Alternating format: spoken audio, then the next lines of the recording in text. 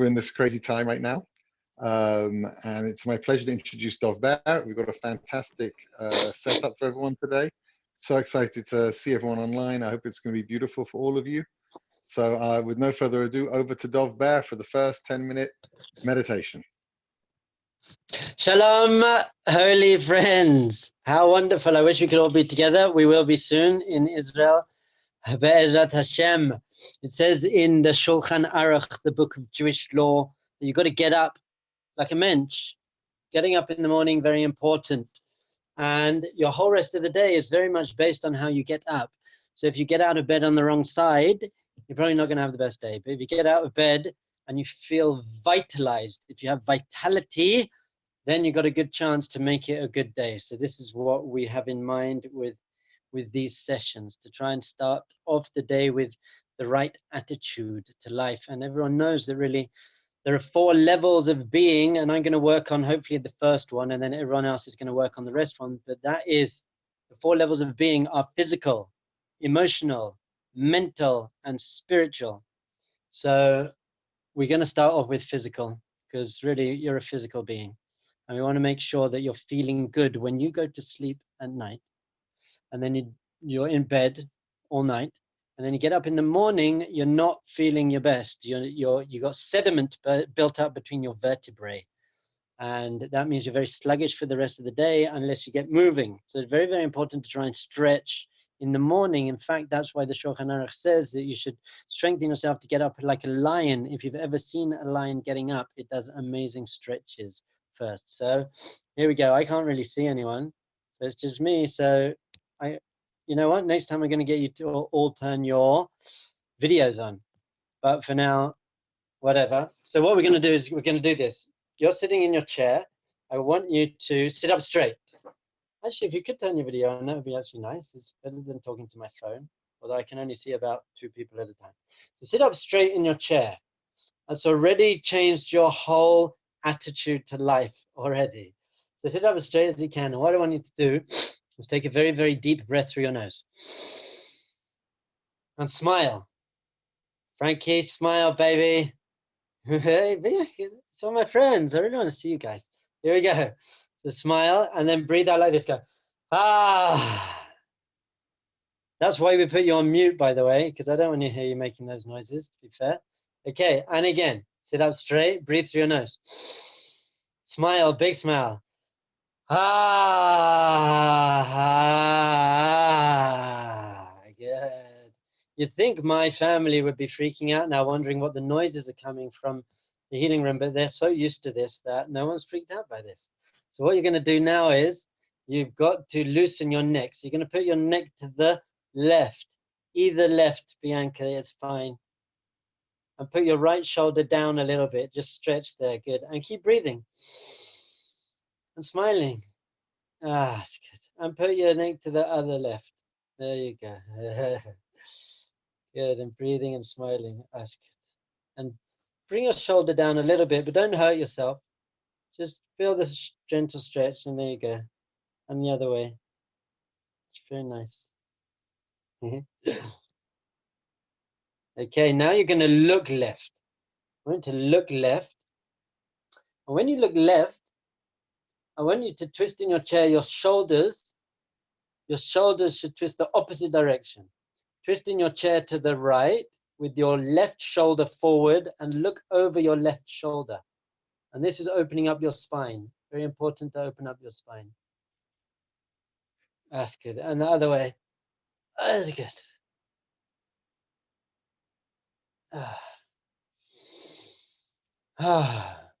And this way.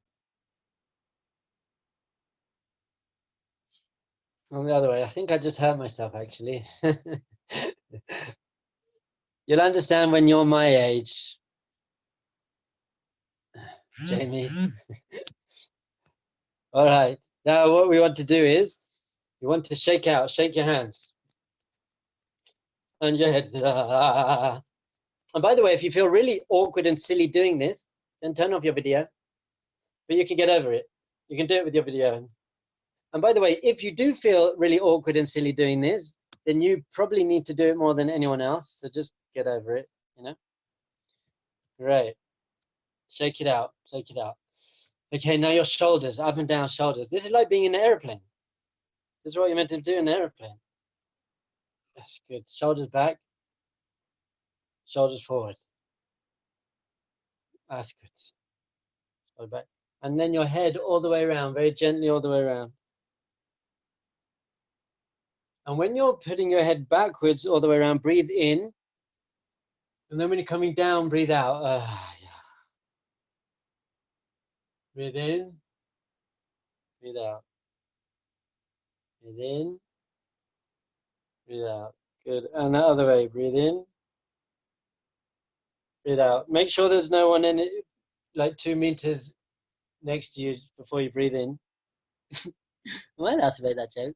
Is that okay? And then go and loosen up. And go like this. You're all on mute, so you could do it. Do it. Let go. Let go. Let go. If you can't do this, there's something holding you back in your life, and just let go.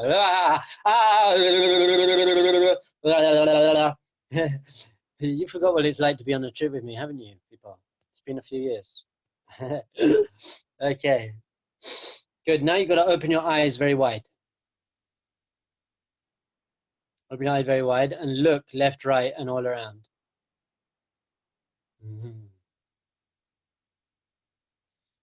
Yeah. And open your jaw and stick your tongue out down. And eyes open. This is called lion pose. Anyone who does yoga will know this. It's called lion pose. You can growl a bit. You can go like this.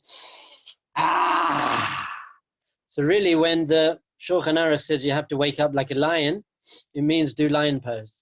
The Shulchan Aruch was very aware of yoga, apparently. Shulchan Aruch is Gematria yoga. That's not true. Don't write that down. All right, here we go. Okay, so now we're just going to do a very, very short meditation. We've only got 3 minutes. I want you to sit up straight. What we're going to do is you're going to breathe, close your eyes, and I want you to breathe in very deeply and smile and breathe out. And I want you to think of one thing you're excited about for today. Think about one thing you're excited about for today. So we're just going to do this for 2 minutes now, breathing in, smiling, and thinking and visualizing about this thing you're very excited about today. And how grateful you are that it's going to happen.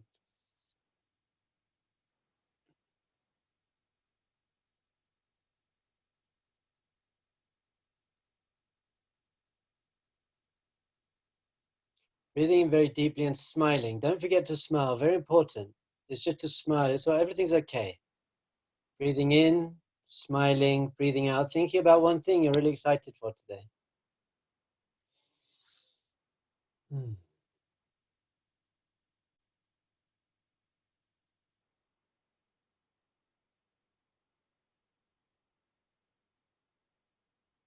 think about how grateful you are. Jewish wisdom teaches that when you wake up, the first thing you should feel is gratitude. We say, Modeh Ani. Most people, the first thing they say when they wake up is Modeh Ani. For me, the first thing I say when I wake up is, it's your turn to feed the baby. But then after that, I say Modeh Ani. Okay, 1 more minute. Breathing, smiling, feeling good. Wishing you were on a Justifi trip in Nepal with me and Jamie and Brian and everyone.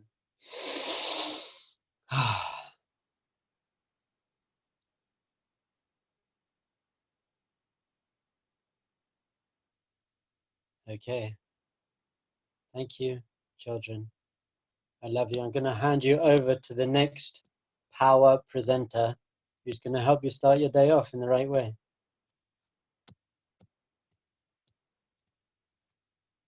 I think that's me. Jamie, do you want me to go or you want to talk before? Absolutely, Shani, go for it. Fantastic. Dovber, thank you so much. Our pleasure. Thank you. Okay, yeah, I can't see any of you, so that's always interesting. But I think what we're going to talk about, oh no, I can see some of you. That's great. Hi. Quite a few of you, so that's really nice. I wish I could wave at you. I'm waving at you. I don't know if you see me. Okay, oh good. So that was amazing. I think what we're going to talk about now is we're going to talk about calm. Now, how to keep calm, how to stay calm. Now, the truth is that you can't always stay calm. In fact, most of the time, you really can't stay calm. But what you can do, and what I do, and what I can do, is I can understand a little bit about what gets in the way of my calm. I can understand about the things that kind of seem to go on in my head, and therefore just get my head into a messy place, okay, in a place where calm just doesn't seem to reign. And the truth is that probably the best way to describe that is something called anxiety, right? Anxiety is not fear, okay? There's a difference between anxiety and fear. And most people at the moment are telling me, I'm a psychologist, so I work a lot actually with teenagers and university students. And most people are telling me that they are struggling a lot with anxiety and not necessarily with fear. Okay, so what's the difference? Fear is actually something that we call adaptive. Okay, fear is an adaptive response. Just trying to check when I'm supposed to be finishing this. Fear is an adaptive response. What does that mean? That means that when somebody comes to an edge of a cliff, they should probably be a little bit afraid of falling off the edge of the cliff. And what happens at that point is that they would move away from the edge of the cliff, right? Their cliff is kind of what they see is a threat, is the cliff, and therefore they move away from it in order to make sure that they're safe and that they survive. And that actually makes a lot of sense. Makes sense to have some fear of certain things. Fear is not an emotion that we have to actually be worried about. Fear is a very adaptive response to situations that can cause us damage or serious danger.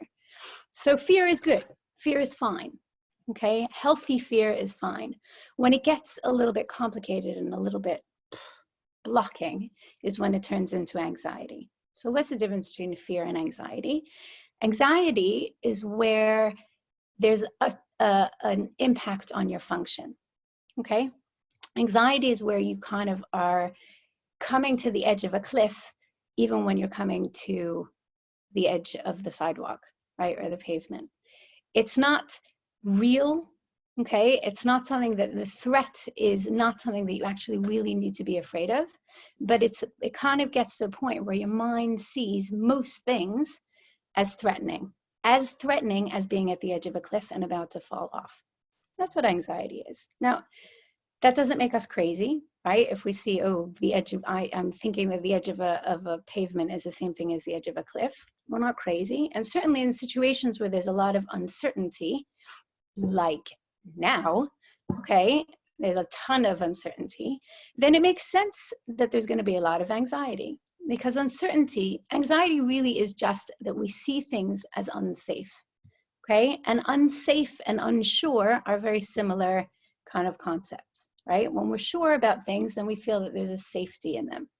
When we are not sure and we're uncertain about things, we feel there's a lack of safety. And at the moment, the whole world is experiencing one thing, and that is uncertainty. Okay, even though there are some things that are certain. Okay, we know that the sun is going to rise every morning. We know that the sun is going to set every afternoon.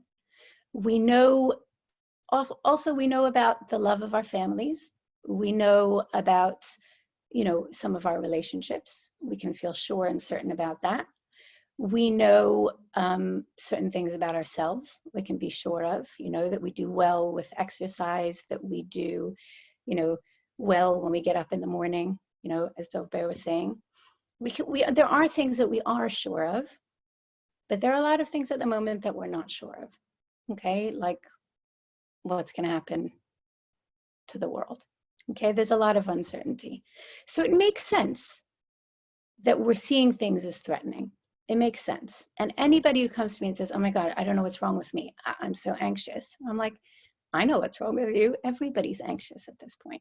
It's fine. It's normal. It's reasonable. And it's really okay to be a little bit anxious. But it doesn't feel good. Okay, that's for sure. Being anxious is okay at this point. Okay, it doesn't mean anything about your greater, psychological state. It does mean that you're actually, reasonable and being real with the times. But it doesn't necessarily mean, hello. Daniel, I can hear you. Daniel Tobias, sorry. But what it does mean is that we probably want to get to a point where we understand a little bit about our anxiety, so much so that we can have a little bit of a sense of how to deal with it. Okay, so the first thing is, if you are anxious, you're normal. Everybody's feeling a little bit anxious at the moment because anxiety is a sense of greater threat. And a lot of threat comes from just being uncertain. And there's a lot of natural uncertainty at these times. Okay. The good news, though, is that everybody's experiencing it. Okay. You don't have to worry about, I'm the only one that's going through this, because the entire world, none of us have ever, experienced anything where the entire world is going through the same thing.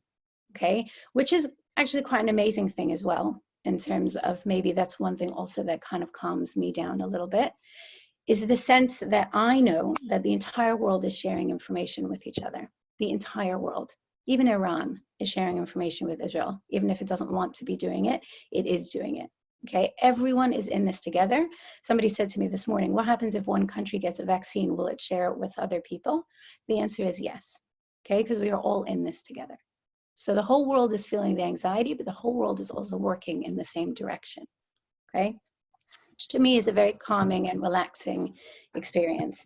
Jamie, I'm not 100% sure how much time I have. I'm sorry, I didn't quite pay attention to when I started and when I'm finished. So do you want to just tell me very quickly, so I know how many more minutes I have? Uh-oh, I don't think Jamie's here. Maybe he left. Oh no, where's Jamie? No, he's not on the thing. Okay, so I'm just going to go on until somebody decides to stop me. But I think that I have another few minutes. So anxiety, I'm actually looking at a whole bunch of lovely girls. So I'm going to do that again. Frankie and Bianca and Emma and Sarah Ita, maybe. Okay, so I just you happen to be the strip on my side of my screen. I'm sorry, yeah. You have 3 minutes. You have 3 minutes, okay, perfect. Till 50:51, okay? Excellent. Okay, so again, the thing about anxiety is, at the moment it's normal. At the moment it's fine. Maybe next time we're going to go through a little bit about what actually anxiety is and what it means properly, but I'll tell you the following thing, okay? The fact that we are having anxiety is just testament to the fact that we think all the time. We can't not think, okay? Some of us try to turn it off as much as we possibly can, which is like turning off a flowing waterfall. Okay, at some point it's going to burst through somewhere, and it's probably going to be it's going to be powerful, and it's going to be a bit overwhelming. Okay, so we can't turn off our thinking, but that's okay. Okay, we can't turn off our thinking, but that's okay. We don't have to turn off our thinking. Okay, what we can do is try to get a little bit more comfortable with the fact that we're having difficult and uncomfortable thoughts. Okay, again, next time we'll go into a little bit about what anxiety really is, and the more that we know about it, definitely the less that it takes over and creates a situation where we feel like we're drowning in it. Okay, the more that we have in our mind about what it is, the more we have some level of control. But one thing is for sure, and that is we are always going to be having different types of thinking all the time. We have 150,000 thoughts a day on average. How do I know that? Because somebody somewhere did a whole bunch of PET scans of people and figured out that there are that many impulses that go on.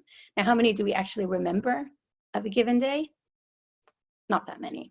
The ones that mean something to us, the ones that usually are accompanied with a lot of emotion, right? The ones that we were really angry about, the ones we were really happy about, the ones we were really excited about, the ones that we were really frightened about, the ones that felt like they were choking us, okay? Those are the ones that actually mean something to us and the ones that we remember. But there are a whole load of other thoughts that actually come in our heads and leave our heads. Right? They come in and they go. It's kind of what happens with thoughts. Try to hold on to something that happened to you even 5 minutes ago. And if it didn't mean that much to you, you don't remember it. Okay? But what I will say is that the more interesting and intense thoughts are the ones that are sometimes grab us by the throat. Okay? And what we can do, and I think that everybody's going to be kind of pointing you in that direction, but what we can do is get a little bit more comfortable with the fact that we are going to be having some uncomfortable thoughts. Okay, we are. That's the time that we're in. We're always going to be having some uncomfortable thoughts, but now we are definitely going to be having some uncomfortable thoughts. But just like all the other thoughts, if we don't hold on to them too much, they go away. They just go away. You can't actually hold on to a thought unless you are making a story out of it, creating more thought around it, which is kind of fun in a way, because it means that you get a little bit of a say of what goes on in your head, a little bit. Okay, the more you know about thought, the more you understand about the nature of thought, the more of a say you have about what goes on in your head. But at this point, what I would offer and suggest is just try to get comfortable with the fact that you are going to have some uncomfortable thoughts. Everybody in the world is having some uncomfortable thoughts. And it's okay. It's okay. The world is in a slightly uncomfortable place right now. Okay. Fine. Okay. And the more comfortable I can get with that, the less I keep that thought stuck in my head. The more I panic about it, the more worried I get about the fact that I'm having uncomfortable thoughts, the more it will take hold of my head. Okay, a little bit easier said than done, but if you can actually get to a point where you really can get a little bit more comfortable with being uncomfortable, you'll get more comfortable, right? Does that make any sense? Okay, I think I'm done.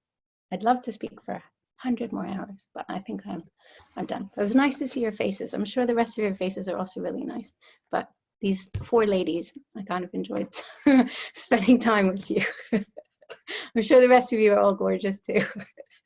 Have a good day and enjoy. Bye. Yeah, am I past stopping on?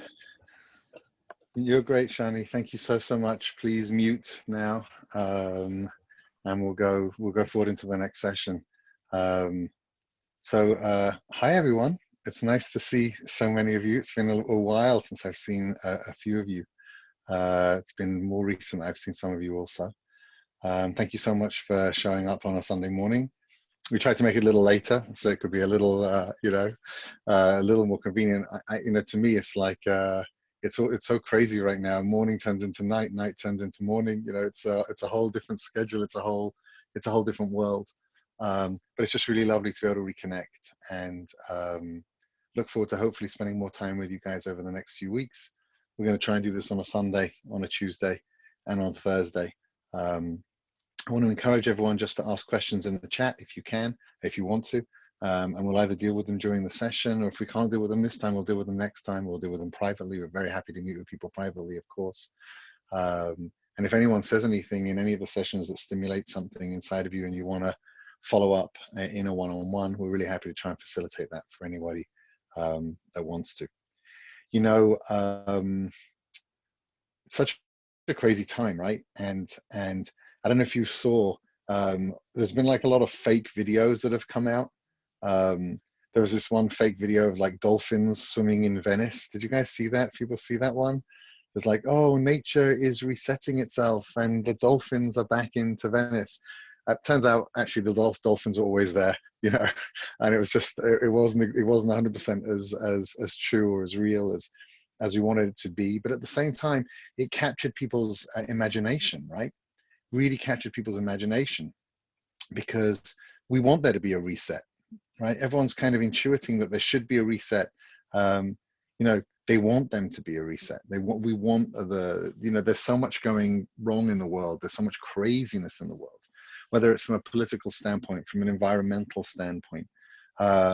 Just you guys have all been on Justifi. Many of you will have been with us to Thailand, and just think about what it must be like there right now with tourism in down to zero. And we've had SOS messages from all of our partners. Please help us. We don't know what to do.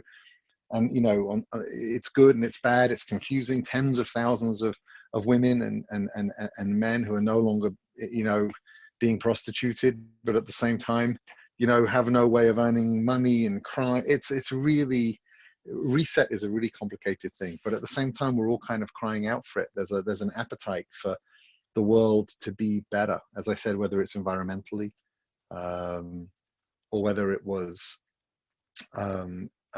politically, spiritually, health-wise, on so many levels. People they want everything to be okay, and they want it to be different. And it feels like we could kind of go into this cocoon of this weird worldwide isolation and somehow emerge. And I think about that a lot. Like, what are my first steps outside going to be like? Okay, my first day out, when all of this is over, if all of this is over and the zombies don't come or something, but assuming that the zombies don't come and everything's going to be over at one point, what's my first steps going to be when I step out of my house? Is it going to be just like, oh, thank gosh, everything's back to normal, and I just switch on my phone and go down the stairs and head to my office and everything's there? Whew, so nice to see you. That was crazy, wasn't it? We haven't seen each other for a month or for 6 weeks or for 2 months or however long this craziness is going to last. But now back to normal, and I know what this is like, because I've come back from holidays and I've said, yeah, it's going to be different. It's going to be different. And like 11 a.m.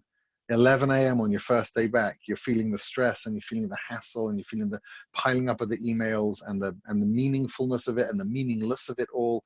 And the world wants a reset. And I figured that it would make sense in these sessions that I'm going to do, the 10-15 minutes I'm going to have with you in each one of these sessions, would just be really worthwhile to try and bring a little bit of our heritage's kind of wisdom and insight, spiritual perspective, insight into what a world needs to, to ways to living in the world differently now, whilst we're in this weird quarantine and isolation, and afterwards as we move forward.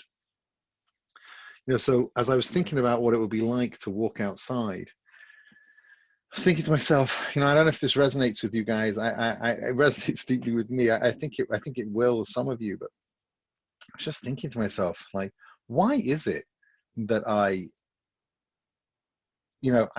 have a sense of how I want to do things differently, and then I don't succeed. I just fall back into the same habits. Secretly, I was kind of excited for this isolation on a certain level, because I thought to myself, I'm going to have so much more time to spend with my kids, and guess what? I've been busy and I've spent a bit more time, but not to the level that I want. And I'm frustrated about that in myself, if that makes any sense. I haven't had the calm time that I really want. My kids are all like, I'm going to work out from 9 till 10 in the morning. I'm going to work out from 9 till 10 in the morning. And I'm going to do this from 10 till 11. I'm going to do this from 11 till 12. I'm going to do this from 12 till 1. And of course, none of that happens. So there's a spiritual principle that we have in Judaism. And I think it's such a fundamental, such an important idea. Okay. And that is that there's a difference between doing what you feel like and doing what you actually want. And that free will is really about doing what you want and moving away a little bit from spending so much time on doing what you feel like. Again, there's a difference between doing what you feel like and doing what you want. What I want is emotional intimacy and connection with my partner. What I feel like is being sensitive and angry right now. What I want is to feel satisfied that I've done a good day, that I've tried hard, that I've done my best. I want to feel, I want to do that. Yeah. What I feel like is slacking off, getting frustrated, feeling taken advantage of. There's this distinction consistently in our lives between what we really want and what we feel like. And what we feel like so often takes us down a path, like Shani was just talking about, like gets very thinky, like Dov Bear was talking about, like not focusing on appreciation or like whatever it might be. That's where the feel like takes you. Whereas where the want takes you is towards a kind of like, it's a cliche term, but like this best version of self. And what I've been working on, and what I really wanted to recommend that people spend a little bit of time thinking about, we've got all of this time in our homes, is to start to become a little bit aware of the voice that pulls us towards what we feel like, and the voice that pulls us towards what we want. About 2 years ago now, I became vegan. And I mean, I did really well, right? It took me 10 minutes before I announced to everyone that I was a vegan. Normally, vegans tell people within about 1 minute. I'm very proud of myself. Yes. Yeah. And it started off, I did really, really well. And I was really, really focused. And after about 13, 14 months, I thought, well, I can try that thing, even though it was vegan, but it wasn't that healthy. But it's vegan, right? French fries are vegan, right? Falafel balls are vegan. This is vegan and that is vegan, and all of a sudden I'm like, I'm driving myself nuts to stay vegan, and at the same time putting on weight, right? And not feeling healthy. It's just like such a strange experience. What I wanted to be was healthy, and the method for doing that was through, let's say, being more careful with what I eat. Yeah. What I felt like doing was taking comfort in food, whatever it might be, right? And it pulled me very quickly back into a place that I maintained my principles, but like conceptually, but not in reality. And I think that's a dynamic that happens so much. So about, a few days ago, I refocused myself and said, okay, what do I want to eat? What do I want my day to look like in terms of nutrition? What do I want my day to look like in terms of spiritual self-expression? What do I want my day to look like in terms of efforts that I'm making for the community? There's a lot of really poor people now. There's 800,000 people have been made redundant in the last 3 weeks in Israel. Passover is coming. I'm getting phone calls all the time from people like, is there any money for Pesach? Can you help? I'm trying to campaign for it now. Whatever, you'll see posts. That's not a plug, by the way. Like whatever. But I'm saying, what do I want to do? I want to spend time trying to help these people. What do I feel like doing? I feel like checking if anything really funny has just come up on Instagram, because people are posting some really, really great stuff, right? Bored in the house, right? There's so much funny stuff happening right now, and I want to do that I feel like doing that rather than what I want to do. So Jewish wisdom always pushes us towards being aware of that, a little bit like Shani was saying. There's nothing wrong with having a crazy thought. There's nothing wrong with being aware of what you feel like doing. Okay, but it's a mistake to also at the same time not be aware of what you want to do. And my teacher always used to say, why don't you stop doing what you feel like, right, and start doing what you want? Why don't you stop doing what you feel like and start doing what you want? And I feel that there's a fantastic opportunity in these times that we're kind of spending on our own and spending in our homes. Some of us will be like literally isolated. Others are going to be with family or friends in their homes. There's a lot of time here to kind of start to ponder and pay attention to what's going on in your head. Is this what I feel like doing, or is this what I want? Is this what I feel like doing, or is this what I want? Yeah. And then you might find you're asking yourself deeper questions like, I don't really know what I want, or I'm not sure over here. It's confusing, which gives a person time and ability to really think about those types of things and get a little deeper into themselves. And that's really the beginning of a healthy spiritual path. Like Dov Bear said, right? We wake up in the morning, the first thing we do is physical, right? Yeah. And Shani's focusing here on the mental. How do you understand your thoughts? But now, how do we understand kind of philosophically, spiritually? How do we interact with ourselves? We have to deepen ourselves and understand ourselves more profoundly, understand ourselves more deeply. There's no better way of doing that than learning to hear the difference between your desires. This is what I feel like doing, but this is what I want. This is what I feel like doing versus this is what I want. So I'm going to turn you over right now to someone who's much wiser than I am, my wife, Ilana. She's going to be doing a little session with everyone here. Deepening some of this stuff too. Please, as I said, we want to get as much feedback as we can. If these sessions are helpful and valuable, etc., ask questions, send us feedback. Let's move forward. And I hope that I'll see all of you, or some of you, or more of you, or whatever, please God, on Tuesday. Until then, everyone should be healthy and well and filled with love and happiness and joy, and become more aware of the difference between what we feel like and what we want.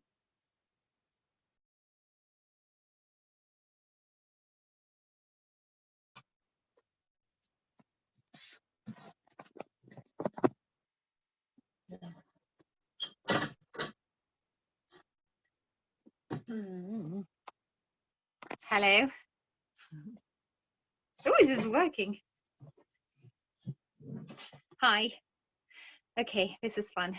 Wow, he's making me speak in 12 minutes. It's like punishment for all these weeks of isolation. I'm only allowed to talk for 12 minutes.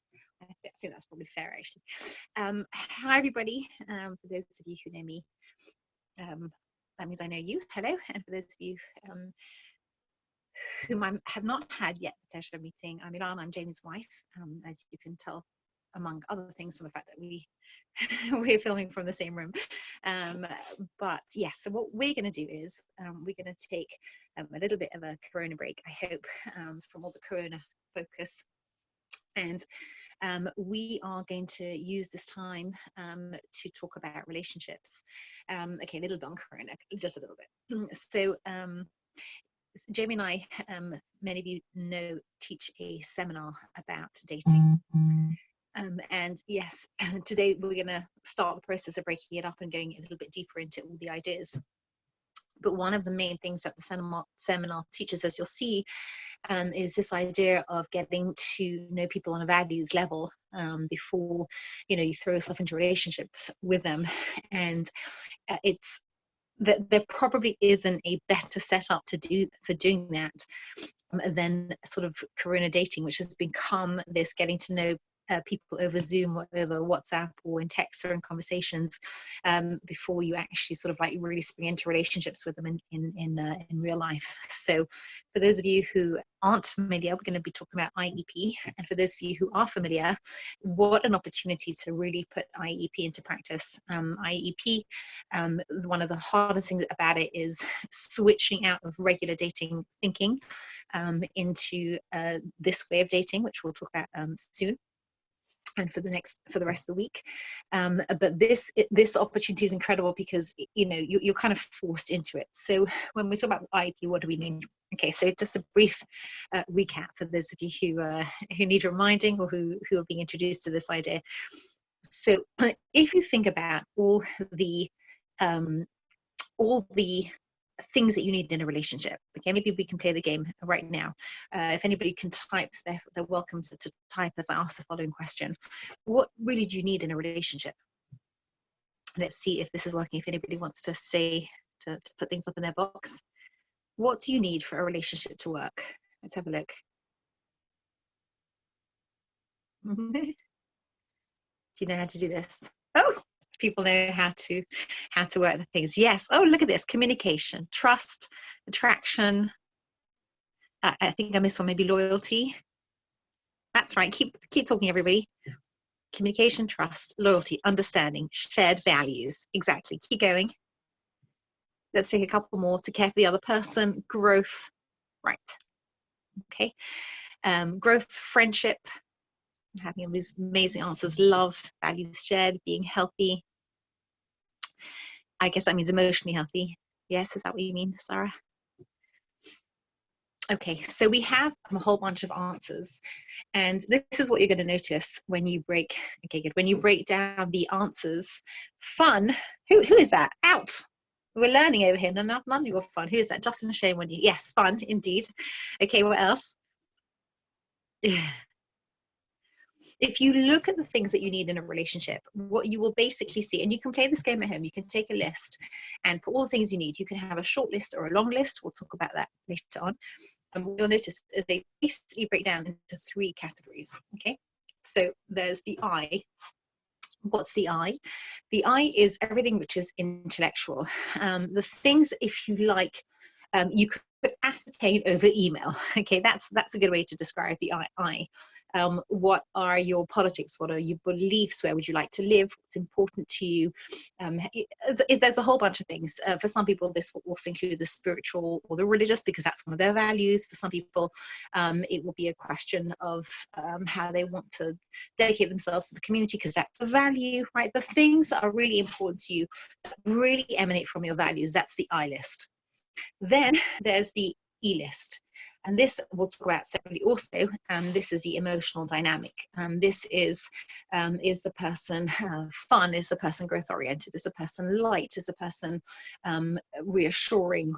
And in this category, by the way, people don't really want to know about this, but this is really important, and I'm really excited to discuss this, because I think this totally changes dating.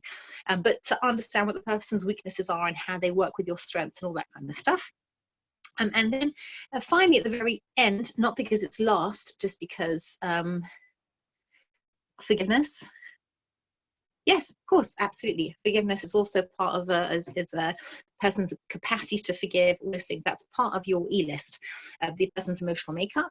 And then you've got the P, the physical, the attraction. Okay, so there's one set of things are the values that you could really like figure out almost without meeting the person. And by the way, if you think about part of the reason why religious dating can be so successful when it's done honestly, which you're going to hear me say a million times, right? When it's done honestly, part of why it's so successful is because very often you don't really end up dating the person until you've established whether you have values in common.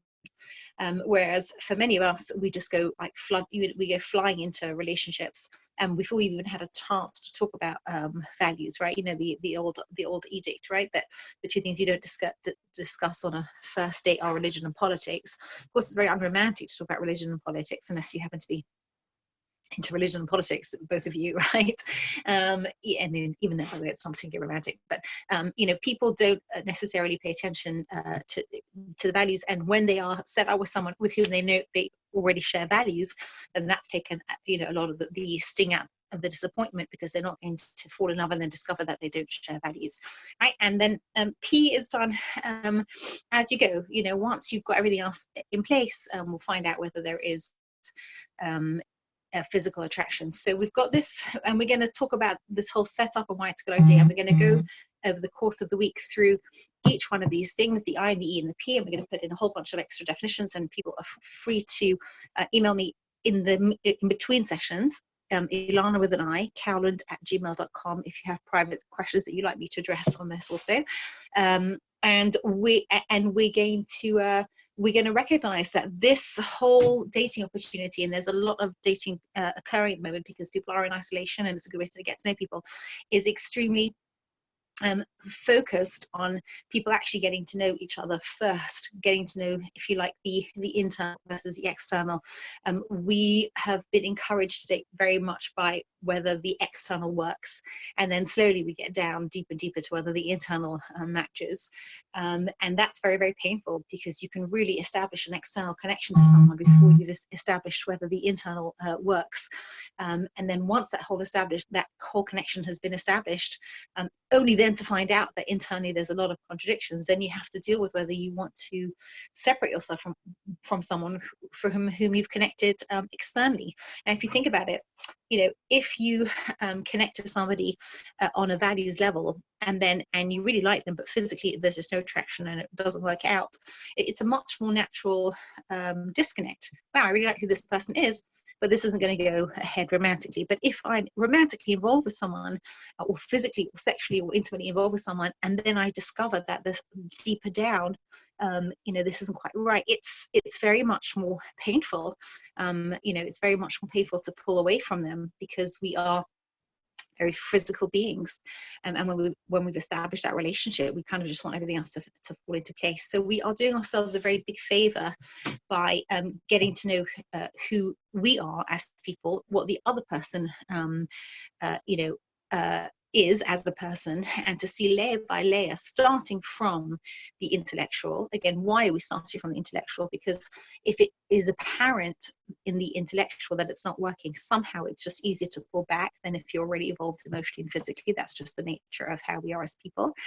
And the other aspect of talking about the intellectual first is that because we're not committed, and we're not feeling that enormous feeling of disappointment if it doesn't work out, if we just don't share the same views, or we don't really respect each other, or this isn't going to work, we're much better positioned to be honest. Okay, and I think this is probably the very first thing I want to talk about when it comes to dating. People ask me, what is your best friend when it comes to dating? And I would say your best friend is probably your willingness to be honest with yourself, and that does include self-awareness. That's also part of honesty. But if I'm in a dating situation and I am just already kidding myself the minute I walk into it, because I so want things to work out, even though they are completely clearly doomed, I put myself at a tremendous disadvantage. However, if I walk into a dating situation and I am committed to being able to see if this thing cannot go the distance, if this thing is not a good idea either for the other person or for me, that commitment to being honest about this, with the recognition that the reason that people are dishonest is because they want to avoid pain, right? The reason that we're dishonest in relationships is to avoid the pain. Well, if I'm honest, I'll admit this isn't working, and then I'm going to have to split up. That dishonesty will create so much more pain if you don't deal with that at the beginning. Because let's just talk this through, step by step. If I'm with the wrong person, but I am being dishonest with myself about that because I don't want to split up from them. So what I do is I kid myself and I kid them until the point where we're with each other permanently, or we're committed, or we're even married, or the rest of it. But I am with the wrong person. There's going to come a point where the truth has to prevail, because the relationship is just so uncomfortable because you're with the wrong person. And now you're stuck because you didn't tell yourself the truth then, being completely committed to the wrong person. However painful it is to leave the wrong person, it's less painful than staying with them only to have to leave them later on in life. That's all there is to it. There's no way to go on the discussion of that. However painful it is to leave the wrong person, it is more painful to deny that and stay with them and then get stuck with them and then have to really leave, or have to totally sacrifice everything about what you wanted in order to make it work. Neither of those two options are good options. So we are going to walk into this whole dating and partnership and looking for the right person mindset. The first thing that we have to do is say to ourselves, I'm making a commitment to be as honest as I can. I'm making a commitment that if I see clearly this isn't working, that I am not going to force this or pretend that this is right when I know deep down it's wrong, because really what I want to do is I want to marry the right person. And if I marry the wrong person, I really reduce my chances of marrying the right person. It's very simple. I remember going out with somebody once, and when it became apparent that this wasn't the right person, and it was very difficult to know how to deal with it, what really gave me strength was I thought to myself, well, if this isn't the right person for me, then there's two other people that are being affected by this decision. A, the person that I am supposed to be married to, and B, the person that they're supposed to be married to. So I'm going to do it for them. I haven't met them yet, but we'll all thank each other one day. And it gave me a lot of strength. It's like, we all want to be with, I don't know what the word soulmate means, but soulmate, the right person.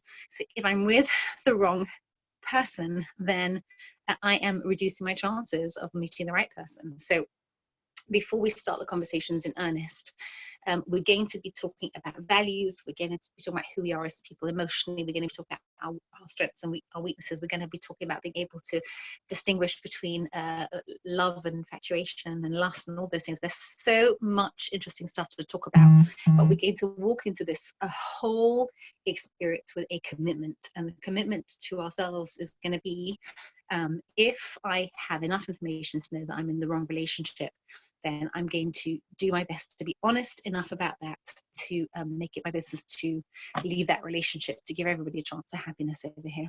Okay, so I hope that's a good introduction, and I want everyone to think about that before we go forward. I want everyone to think about whether, my commitment to being with the right person will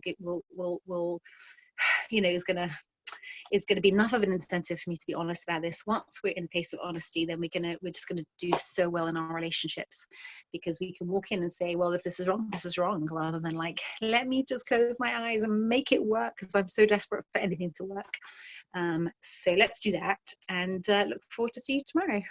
My email, yes, is Ilana, I-L-A-N-A, Cowland, C-O-W-L-A-N-D, at gmail.com. Got that? Okay. Something came up in the middle that I missed. If you had a question and I missed it, please email me in the interim so I can incorporate it into the next time we meet. Okay, fantastic. Yeah. All right. Bye, chaps. Okay.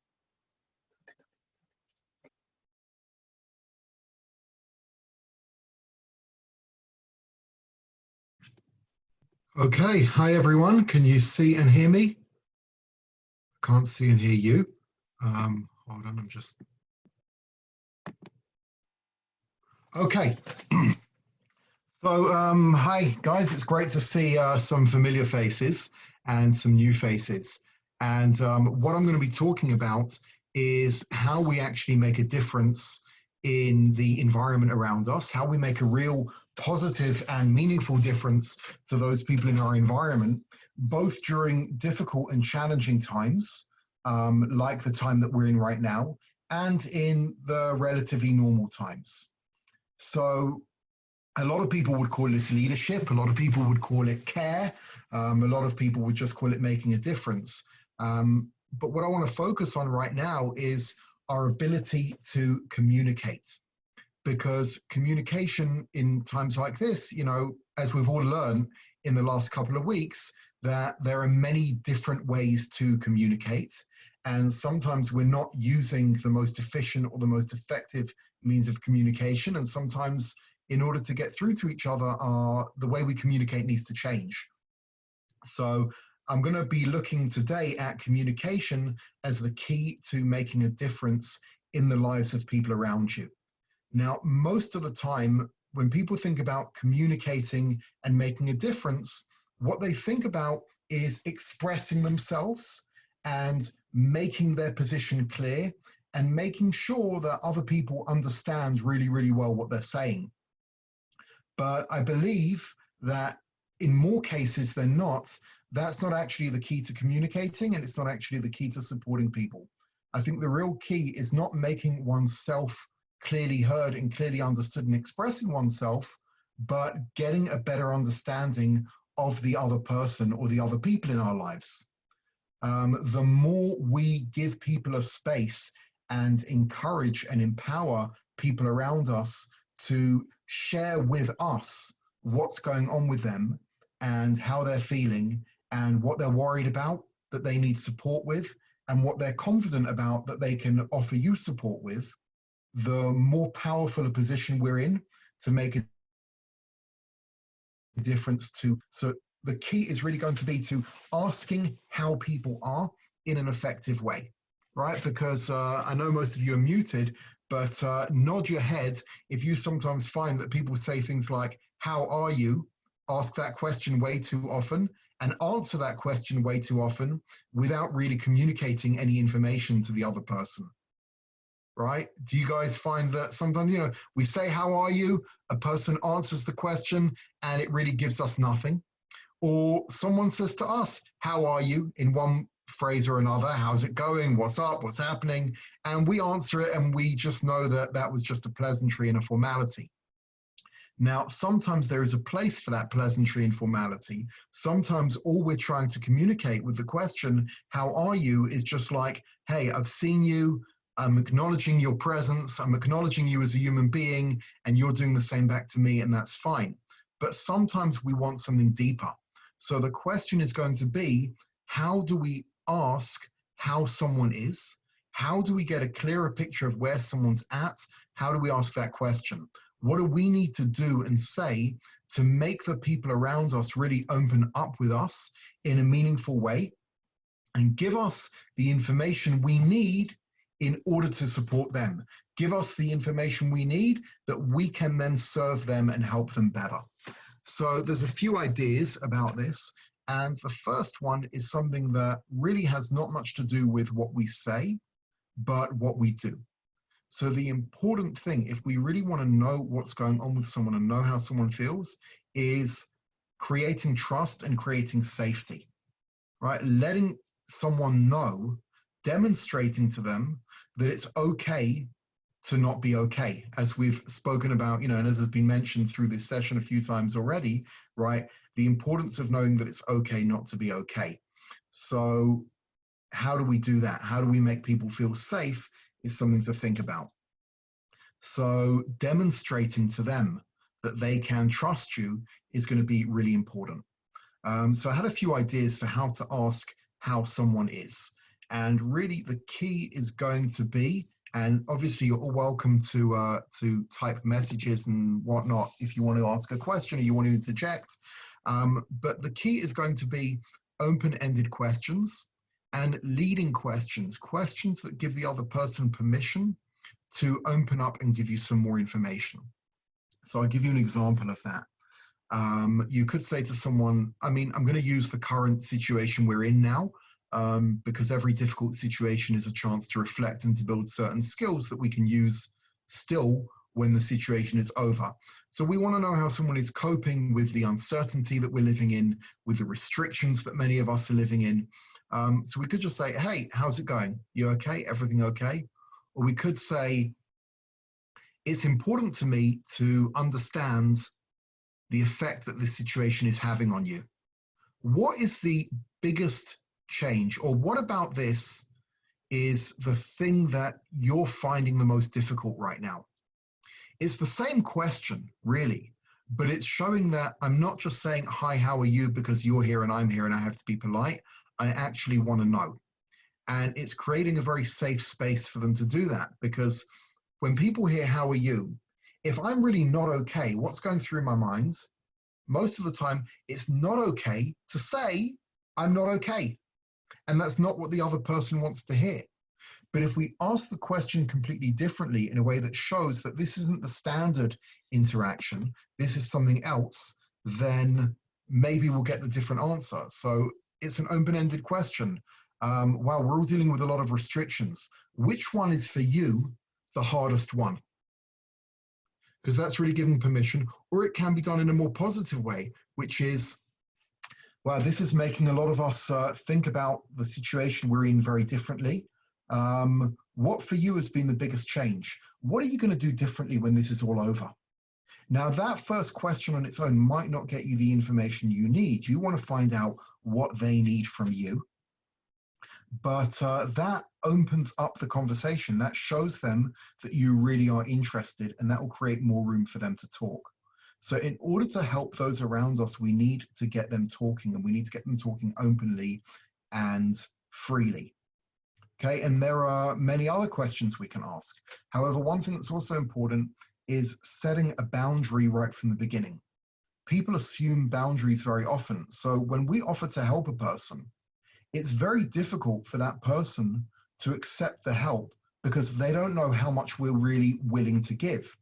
If we say to someone, hey, if there's anything you need, let me know. How many times have you asked someone that question and never got a response other than, thanks, I will do? Or how many times have you been asked that question, hey, if you need anything, you know where to find me? Right? And we don't really feel we can. Now, everyone needs something all the time. So there are other ways to offer that show exactly what it is we're willing to give. So one thing I would do sometimes is say to people, hey, I happen to have about half an hour free, and I wanted to hear what's, if there's anything in this situation that you're finding more challenging than usual, that I could use this half an hour for. Now the person knows exactly what is within the boundary of asking for or not. Most people would not comfortably ask for 15 or 20 minutes of your time. But once you've set a standard, I have 30 minutes, and what I plan to do with that 30 minutes is something that will take the load off your shoulders. It's now very easy and very comfortable for a person to tell you what that is. So I'm going to leave you with those thoughts now. That's just something to think about. But in the 1 minute that we've got left, what I think is really useful is just to pause for a second and think. You've heard 4 really good, hopefully really, I believe, really powerful talks over the, really powerful discussions over the last hour, and me for the last 10 minutes. But let's just take a minute to just stop, to pause, and when we log out of this and go about whatever we do, just to try to set our minds to a greater level of empathy mode, to be more aware of what's going on, to be more attuned to people's reactions, people's facial expressions, people's vocal tone, and try to put ourselves more into empathy mode and more into giving mode. So thank you all very much, and that's it from me. I want to thank all of the presenters today, and I want to thank you guys so much for spending an hour with us. Really, really beautiful to have so many people show up from all corners of the world. We've got New York, we've got Israel, we've got England, we've got South Africa, we've got everything here. It's beautiful to be connected with everyone.